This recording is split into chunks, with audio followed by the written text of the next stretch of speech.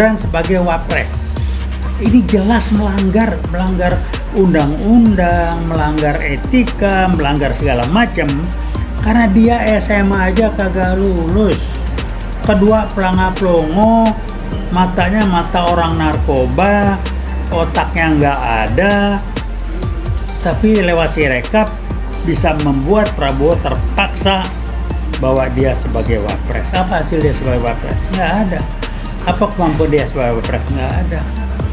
Nah, ini maunya Jokowi, nanti Prabowo digusur atau diapain nggak tahu saya, dan Gibran naik jadi presiden. Jokowi yang kendaliin. Anda bayangin nggak? Gibran otaknya nggak ada, mata-mata orang kena narkoba, ngomongnya pun tak jelas, dikenal dengan pupu papa, konsepnya apapun nggak jelas, sekolahnya apalagi nggak jelas, SMA aja nggak lulus. Kalau kualitas sekolah sejalan sama bapaknya lah. Keluarga Jokowi itu sepertinya keluarga yang menganggap sekolah itu nggak penting. Jadi buat dia bangga, barangkali dengan bangga dan menunjukkan ke publik, gua sekolah gua nggak jelas. Cuman dia ngaku kuliah di UM lulusan, padahal dia nggak kuliah. Mestinya dia bangga, nggak kuliah pun saya bisa jadi presiden, kan begitu. Soal caranya lupain aja sementara inilah, nggak usah kita bahas.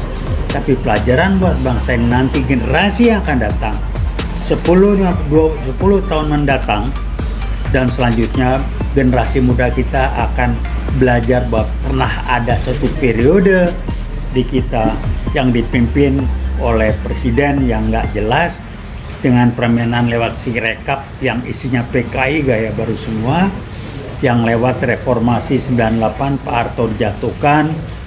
Jadi itulah yang main semuanya PKI itu. Ada juga petinggi yang nggak ngerti Orde Baru tuh nggak beres.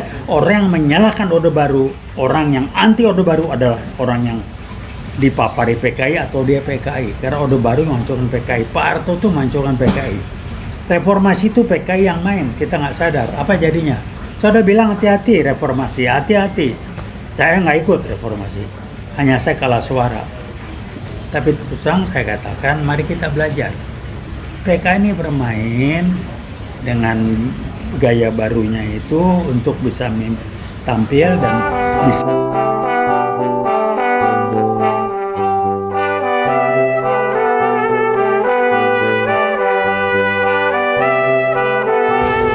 Assalamualaikum warahmatullahi wabarakatuh. Rekan-rekan, saya ingin nyampaikan yang kedua. Yang kedua ini serius penting, tapi kita banyak anggap ini nggak serius. Apa? Posisi Gibran sebagai wapres. Ini jelas melanggar undang-undang, melanggar etika, melanggar segala macam karena dia SMA aja kagak lulus. Kedua, pelanga-pelongo, matanya mata orang narkoba, otaknya nggak ada, tapi lewat Sirekap bisa membuat Prabowo terpaksa bahwa dia sebagai wapres. Apa hasil dia sebagai wapres? Nggak ada. Apa kemampuan dia sebagai wapres? Nggak ada. Nah, ini maunya Jokowi, nanti Prabowo digusur atau diapain nggak tahu saya, dan Gibran naik jadi presiden. Jokowi yang kendaliin. Anda bayangin nggak? Gibran otaknya nggak ada, mata-mata orang kena narkoba, ngomongnya pun tak jelas, dikenal dengan pupu papa, konsepnya apapun nggak jelas, sekolahnya apalagi nggak jelas, SMA aja nggak lulus. Kalau kualitas sekolah sejalan sama bapaknya lah. Keluarga Jokowi itu sepertinya keluarga yang menganggap sekolah itu nggak penting. Jadi buat dia bangga, barangkali dengan bangga dan menunjukkan ke publik, gua sekolah gua nggak jelas. Cuman dia ngaku kuliah di UM lulusan, padahal dia nggak kuliah. Mestinya dia bangga, nggak kuliah pun saya bisa jadi presiden, kan begitu. Soal caranya lupain aja sementara inilah, nggak usah kita bahas. Tapi pelajaran buat bangsa ini nanti, generasi yang akan datang 10 tahun mendatang dan selanjutnya, generasi muda kita akan belajar bahwa pernah ada satu periode di kita yang dipimpin oleh presiden yang nggak jelas, dengan permainan lewat Sirekap yang isinya PKI gaya baru semua, yang lewat reformasi 98 Pak Harto dijatuhkan. Jadi itulah yang main semuanya PKI itu. Ada juga petinggi yang nggak ngerti Orde Baru tuh nggak beres. Orang yang menyalahkan Orde Baru, orang yang anti Orde Baru adalah orang yang dipapari PKI atau dia PKI. Karena Orde Baru menghancurkan PKI, Pak Harto tuh menghancurkan PKI. Reformasi itu PKI yang main, kita nggak sadar. Apa jadinya?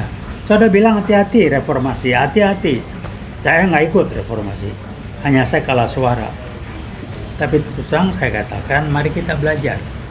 PKI ini bermain dengan gaya barunya itu untuk bisa tampil dan bisa menampilkan wakilnya yang jadi ujung tombaknya, yaitu Jokowi yang jelas PKI gaya baru.